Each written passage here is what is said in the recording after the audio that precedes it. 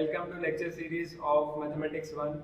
I am Hitesh Manglani, Assistant Professor at LJ Institute of Engineering and Technology. So today we will discuss topic that is beta and gamma functions and their properties of chapter Improper Integrals. So first of all we will discuss gamma function. So gamma function is defined by the improper integral integration from 0 to infinite e raised to minus x, x raised to n minus 1 dx, where n greater than 0 and is denoted by this symbol that is gamma n. Hence gamma n is equal to integration from 0 to infinite e raised to minus x, x raised to n minus 1 dx, where n greater than 0. Alternate form of gamma function is gamma n is equal to 2 integration from 0 to infinite e raised to minus x square, x raised to 2n minus 1 dx. Now we will discuss properties of gamma function. So first property, gamma n plus 1 is equal to n gamma n. Note that gamma n plus 1 is equal to n factorial if n is a positive integer. Then second property is gamma 1 by 2 is equal to root pi. Then third property is gamma n into gamma 1 minus n is equal to pi divided by sine n pi. So we will use these properties in example. So let us discuss first example, that is evaluate integration from 0 to infinite e raised to minus root x, x raised to 1 by 4 dx. Let root x is equal to t.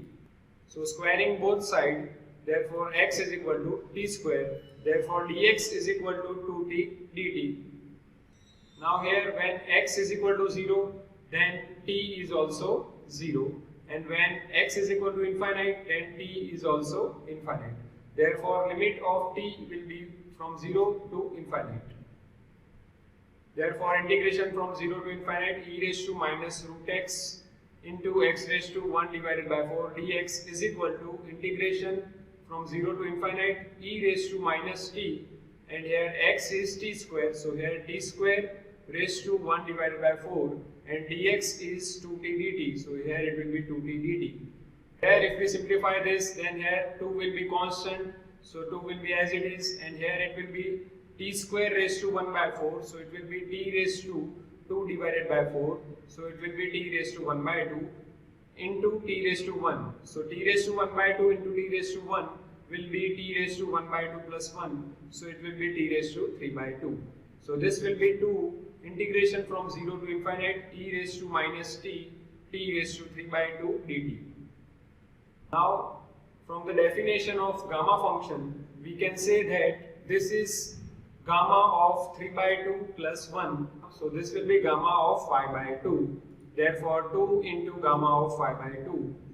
Now by the first property of gamma function, that is gamma n plus 1 is equal to n gamma n, therefore gamma 5 by 2 can be written as 3 by 2 into gamma 3 by 2, then gamma 3 by 2 can be written as 1 by 2 into gamma 1 by 2, so this will be 2 into 3 by 2 into 1 by 2 into gamma 1 by 2. So here if we simplify this, then 2 cancel out, so it will be 3 by 2 into gamma 1 by 2, and we know that gamma 1 by 2 is root pi, therefore this will be 3 by 2 into root pi.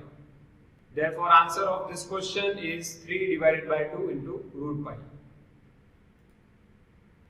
Now we will discuss beta function. So beta function, beta mn, is defined by beta mn is equal to integration from 0 to 1 x raised to m minus 1 into 1 minus x raised to n minus 1 dx, where m greater than 0 and n greater than 0. Then trigonometric form of beta function is beta mn is equal to 2 integration from 0 to pi by 2 sine raised to 2m minus 1x, then cos raised to 2n minus 1x dx. Now we will discuss properties of beta function. So first property is symmetry, that is beta mn is equal to beta nm. Then second property is relation between beta and gamma functions, that is beta mn is equal to gamma m into gamma n divided by gamma m plus n. And third property is duplication formula, that is gamma m into gamma m plus 1 divided by 2 is equal to root pi into gamma 2m divided by 2 raised to 2m minus 1. So we will use these properties in example. So let us discuss example related to this, that is evaluate integration from 0 to 1 x cube into 1 minus root x raised to 5 dx. Here let root x is equal to t. Now squaring both sides, so here it will be x is equal to t square. Therefore dx is equal to 2t dt. Now here when x is equal to 0, then t is also 0, and when x is equal to 1, then t is also 1. Therefore limit of t will be from t equal to 0 to t equal to 1. Therefore integration from 0 to 1 x cube into 1 minus root x raised to 5 dx is equal to integration from 0 to 1. Here what is x? X is t square. So t square raised to 3. So it will be t raised to 2 into 3. So it will be t raised to 6. And here root x is t. So here it will be 1 minus t raised to 5. And dx is 2t dt. So this will be 2t dt. Now here 2 will be constant and t raised to 6 into t raised to 1 will be t raised to 7. So this will be 2 integration from 0 to 1 t raised to 7 into 1 minus t raised to 5 dt. Now by definition of beta function, this will be beta 8 6. Therefore this is equal to 2 into beta 8 6. Now we know the relation between beta and gamma function, which is beta mn is equal to gamma m into gamma n divided by gamma m plus n. So by that formula here it will be 2 into gamma 8 into gamma 6 divided by gamma 14.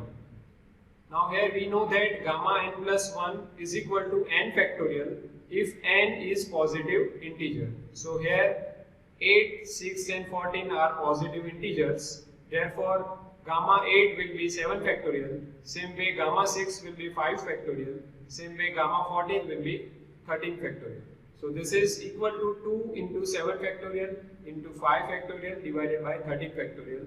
Now here if we simplify this, then final answer will be 1 divided by 5148. So this is the answer of this question. So in today's lecture, we have discussed about beta and gamma functions and their properties. Thank you for watching this lecture. I will see you in the next lecture.